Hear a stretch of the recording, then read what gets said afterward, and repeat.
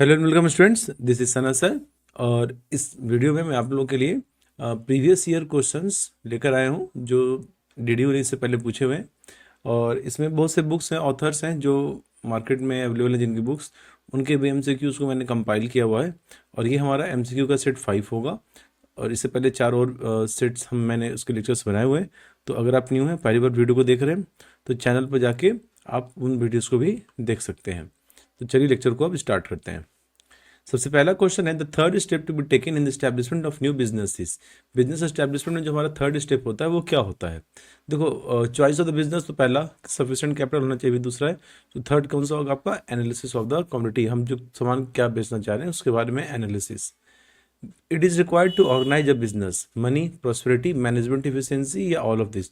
तो बिजनेस को ऑर्गेनाइज करने के लिए मैनेज ये सभी चीज़ों की आवश्यकता होती है। सो हमारा correct answer is all of this. An efficient manager has to collect 3T, 3M, M&T, none of this। तो देखो इसका करेक्ट आंसर है 3T, main material and man. 3T जो हमारे जो है वो है मेन मटेरियल और मेन मनी और मटेरियल। मैं यहाँ पे लिख देता हूँ जिससे आपको क्लियर रहेगा। दैट इज मेन मटेरियल और money. Clear? Next question. The business organization is entitled to receive the prescribed amount of remuneration it receives in the form of communication, in the form of profit, both A and B, या none of these। तो correct answer is business organization को जो prescribed amount रहता है वो commission के form में भी रहता है, प्रॉफिट के फॉर्म में, बोथ के फॉर्म में रहता है।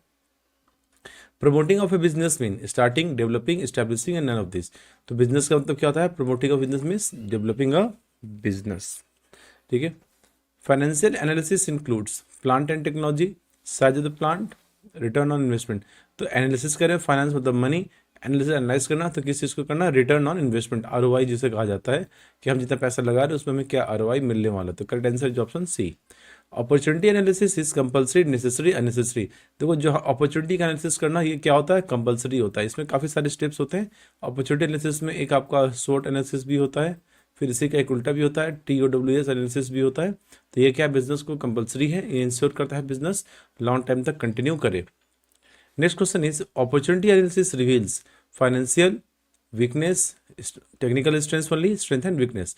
तो अपॉर्चुनिटी एनालिसिस से हमें स्ट्रेंथ का भी पता चलता है और हमारी वीकनेस क्या है, हमारे थ्रेट्स क्या है, किन किन किन चीज़ों से हमें खतरा है, ये भी हमें अपॉर्चुनिटी एनालिसिस से पता चलता है। Next question is which of the following is the stage of promotion? Discovery of an idea, investigation, verification, assembling resources या ऑल ऑफ दिस। तो ये सब सारे के सारे जरूरी हैं हमारे लिए।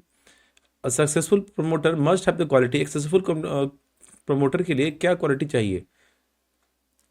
Winning personality, wide and deep knowledge, self confidence.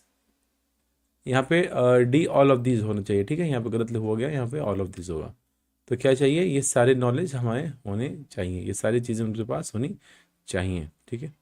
Under financing proposition of promotion following action is taken: issue of prospectus to raise IPO, marketing the issue for its success, listing and marketing, all of these. तो correct answer is option D, all of these. Which is the what is the relation of a promoter to the company he has been promoted? क्या relation होता है agent का, trustee का, fiduciary का? देखो जिन बच्चों को नहीं पता कि सर फिड्यूसरी क्या होता है तो उन लोगों को मैं बता देता हूँ। तो फिड्यूसरी का मतलब होता है ना कि कोई ऐसा रोल जहाँ पे किसी इंडिविजुअल ऑर्गेनाइजेशन को किसी के बिहाफ में काम करने की पावर मिलती है। ठीक है, मतलब जैसे कंपनी तो एक आर्टिफिशियल पर्सन है ना, तो आर्टिफिशियल पर्सन है तो वो खुद तो जाएगी नहीं कोर्ट लड़ने, वो खुद तो जाएगी नहीं डील करने, तो उसके बिहाफ में कोई एक पर्सन होता है, वो होता है प्रमोटर, जो बिजनेस के बिहाफ में सब कुछ डील करता है। तो बिजनेस उसे ये पावर देती है, तो इसी को हम कहते हैं fiduciary position. Under promotion of a business following action is taken: selection of line of business, choice of form of business organisation, location of business, all of this. तो करेक्ट आंसर होगा all of this. Promotion is undertaken for following purpose: starting a new business, expansion, merger या all of this. Again all of this. Which of the following is the stage of promotion? Discovery of an idea, investigation, verification, assembling all resources। ये question repeat हुआ है, तो इसका correct answer है D, all of this. The one who is specialise in promotion of a new business, उसे हम क्या कहते हैं? अब यहाँ पे हमने पढ़ा था ना, प्रमोटर्स के भी अलग अलग टाइप्स पढ़े थे, और जो बिजनेस को के प्रमोशन में ही जो स्पेशलाइज करता है वो है आपको प्रोफेशनल प्रोमोटर्स, ये टाइप था। अगेन ये सारे लेक्चर्स डिटेल में अगर आप देखना चाहते हैं तो चैनल में जाए, प्लेलिस्ट है उसमें आप देख सकते हैं डिटेल में। Next question is what is the relation of promoter to the company he has promoted. Again ये क्वेश्चन फिर से रिपीट हुआ है, तो इसका आंसर क्या होगा, fiduciary position. The remuneration to a promoter is given as commission, paying in cash, issuing securities in his favour, in any or all of the above methods. तो उसे कैश भी मिल सकता है, उसे कमीशन मिलता है, या उसे कुछ सिक्योरिटी शेयर्स वगैरह इशू करके दे दिए जाए उसके काम के बदले में। तो ये ऑब्वियसली ये सारी चीज़ें यूज की जाती हैं।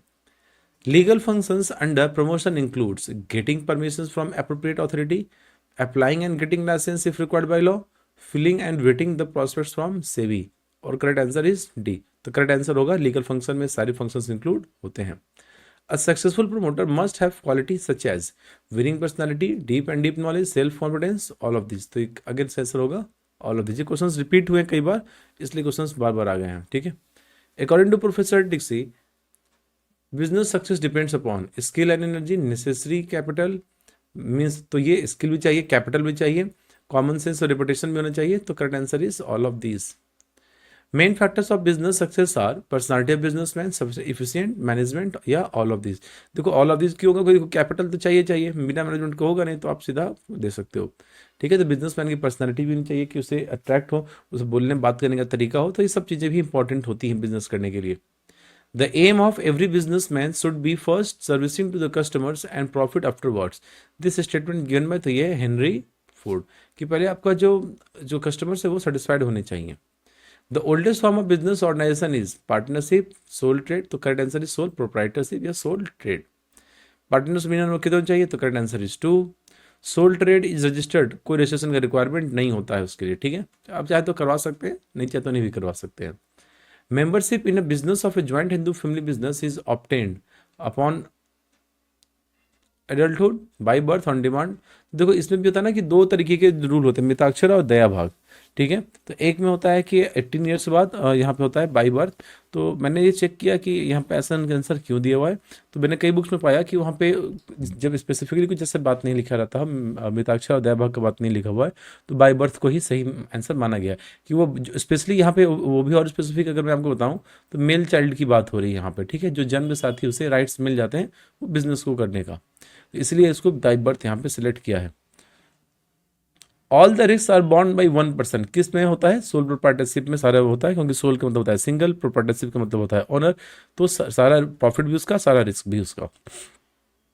Personal contact acts and secrecy are the features of, personal contact और सिक्रेसी ये रहेगा तो सोल प्रोप्राइटरशिप। पर्सनल कॉन्टैक्ट मतलब बिजनेसमैन और कस्टमर के बीच में डायरेक्ट कम्युनिकेशन होता है, लिंक होता है। सिक्रेसी रहता है क्योंकि उसे कोई रजिस्ट्रेशन की जरूरत होती नहीं, अपनी सारी बात को वो बताने की जरूरत नहीं होती है। तो correct answer is sole proprietorship. One man control is the best is said by, one man control, ये किसी बात हो रही है, सोल प्रोप्राइटरशिप की बात हो रही है। तो ये आप नाम इसको रख लेना, William R Basset. A relic of barbaric age is said to be है, तो इसका आंसर है sole proprietorship. Direct relationship between work and reward, work करो पूरा पैसा मिलेगा, तो अगेन किसका है, सोल प्रोप्राइटरशिप का। Liability of a sole proprietorship is unlimited, याद रखना इसकी सारी फॉर्म ऑफ बिजनेस में अनलिमिटेड लायबिलिटी होती है, एक्सेप्ट जीएचएफ जहाँ पे मेंबर्स की लायबिलिटी लिमिटेड होती है, लेकिन कर्ता की लायबिलिटी अनलिमिटेड होती है। और जॉइंट स्टॉक कंपनी में मेंबर्स की भी लाइफ होती है, अगर अनलिमिटेड लायबिलिटी कंपनी है तब तो सबकी लायबिलिटी क्या होगी, अनलिमिटेड होगी। Which form of organisation is free from government regulation, again partnership में आपको रजिस्ट्रेशन कराना पड़ जाता है, जॉइंट स्टॉक कंपनी में भी करना पड़ता है, कोऑपरेटिव सोसाइटी में भी करना पड़ता है, तो किस में नहीं करना पड़ता है, that is sole proprietorship. Registration is not necessary in case of, registration is not necessary, again sole proprietorship. Partnership में भी होता है, लेकिन पार्टनरशिप चूंकि इतना ज़्यादा उसमें प्रॉब्लम्स हो जाते हैं, क्योंकि यहाँ पे इसमें ऑप्शन होता है, सोल प्रोप्राइटरशिप में तो कोई ऑप्शन ही नहीं है आपको कराने का, इसलिए भी इसके आंसर को मोस्ट एप्रोप्रिएट आंसर माना जाता है। Which form of organisation maintains maximum secrecy, तो again sole proprietorship. Minimum number in sole proprietorship is 1, क्योंकि सोल मतलब सिंगल और प्रोप्राइटरशिप मतलब बिजनेस, तो correct answer is sole proprietorship. तो स्टूडेंट ये थे कुछ एमसीक्यू, जिसमें 3-4 चैप्टर के एमसीक्यूज मैंने इंक्लूड किए। इसके बाद हमारा और भी सेशंस आने वाला है, तो मैं आपसे रिक्वेस्ट करूंगा अगर आपने अभी तक चैनल को सब्सक्राइब नहीं किया है तो चैनल को सब्सक्राइब कर दो। ये वीडियो अगर अच्छी लगी हो तो अपने फ्रेंड के साथ सबके साथ शेयर करो, और अगर आपका कोई रिक्वेस्ट है, डिमांड है, तो कमेंट सेक्शन में जरूर रिप्लाई करना, मैं उस बेसिस पे अपने नेक्स्ट लेक्चर को प्लान करूँगा। तो चलो स्टूडेंट्स, आज के लेक्चर के लिए इतना ही, मिलते हैं अगले वीडियो में, तब तक बाय बाय, टेक केयर।